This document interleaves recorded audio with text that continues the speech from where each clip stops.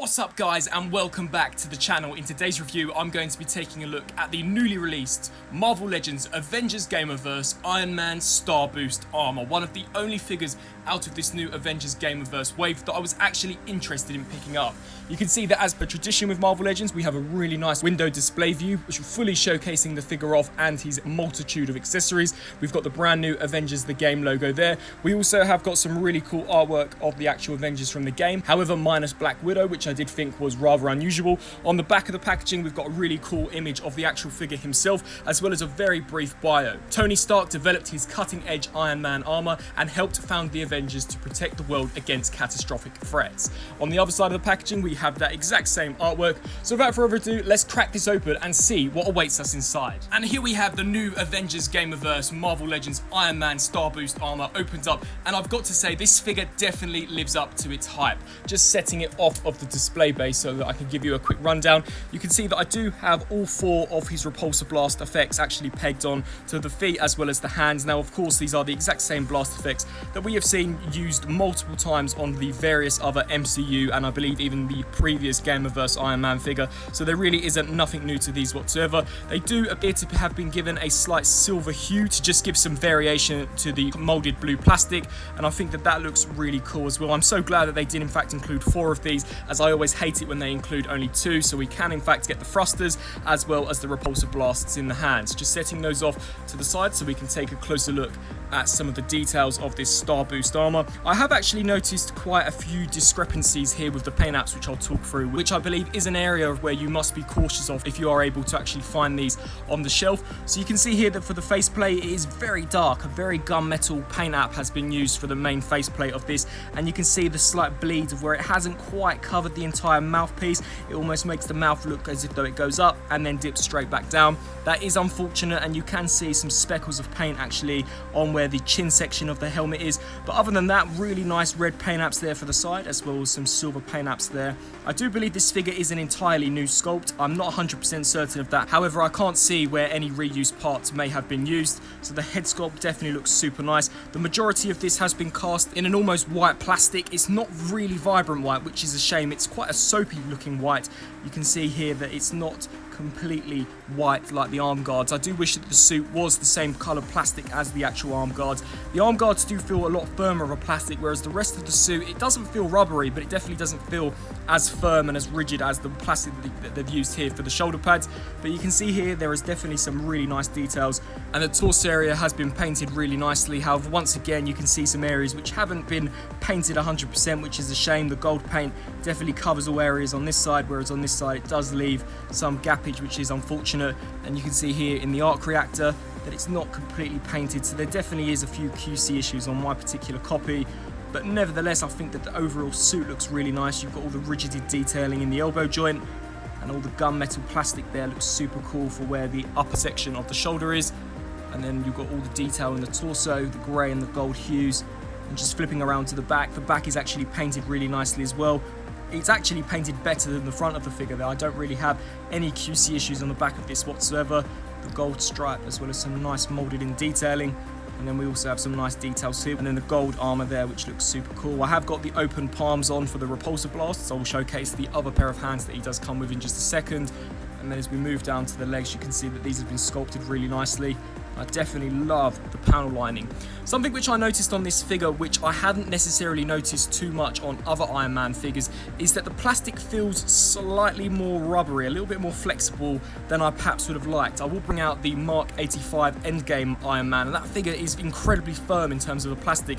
This one for some reason just feels a little bit more rubbery than the previous Iron Man figure that I did pick up for Marvel Legends. I'm not entirely sure why, but you can see here that the arm joints are definitely a lot more flexible, as so the knee joints and even the actual plastic here for the shins, you can see that this also can flex as well, which is unfortunate.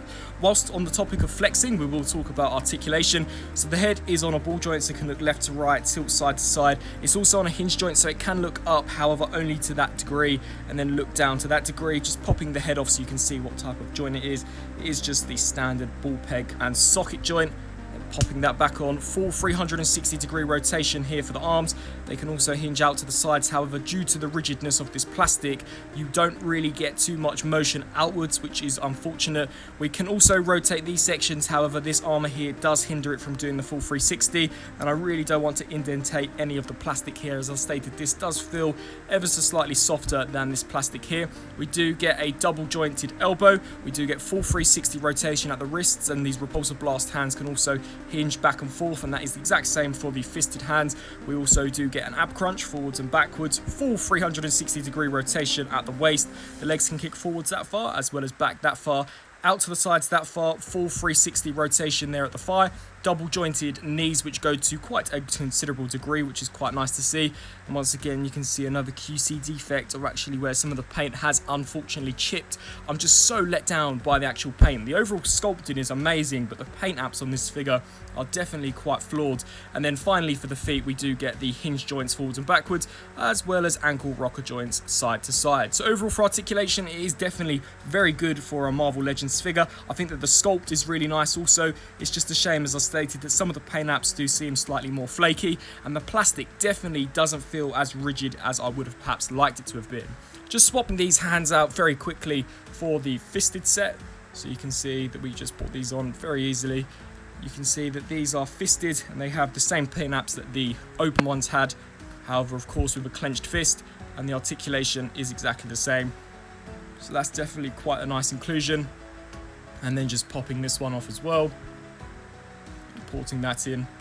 And here for a quick size comparison. Unfortunately, as stated previously, I don't own any of the other Gamerverse figures, but you can see him compared next to the Endgame Power and Glory Captain America, as well as the Endgame Mark 85 Iron Man. Now, standing up like this, you can once again see that he is slightly more wobbly and a little bit more jelly-like than some of these other figures. This one is very rigid and really does feel like a very firm piece of plastic, but this one for some reason is just a little bit looser. Definitely doesn't feel nowhere near as durable as some of these other figures, which is unfortunate. I'm not entirely sure whether it's the type of plastic that they've used in order to get this white colour scheme, but I'm definitely not a fan of it.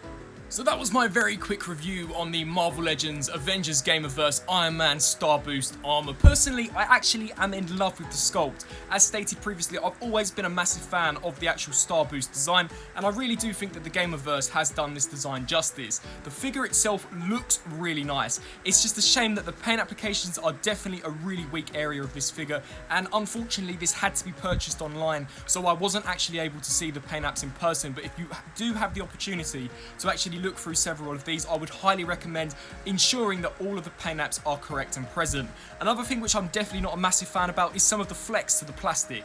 It's definitely not super flexible nor super rubbery, but there's definitely a slight bend to it which doesn't feel as rigid and as well made as some of the previous Marvel Legends figures. In certain aspects, I really do get KO vibes from this figure, which is extremely unfortunate, as stated, the actual moulding of this figure is really well done. I think that the articulation is also quite nice, and the extra accessories that this figure comes with are also really nice. I can't necessarily think of anything else they could have included with this figure. So in terms of a recommendation, I would say that it looks amazing, but definitely don't expect too much out of it. It's not going to blow you away. The detail is quite nice. The paint apps are very flaky in certain areas, and the plastic isn't as firm as I would have perhaps liked it to have been. So I really do hope that you enjoyed my review of this latest Marvel Legends release. If you did, please let me know down in the comment section below, and also be sure to let me know whether or not you'll be adding this figure to your collection. I hope that you enjoyed my review, and until my next review, I'll see you then. Thanks for watching.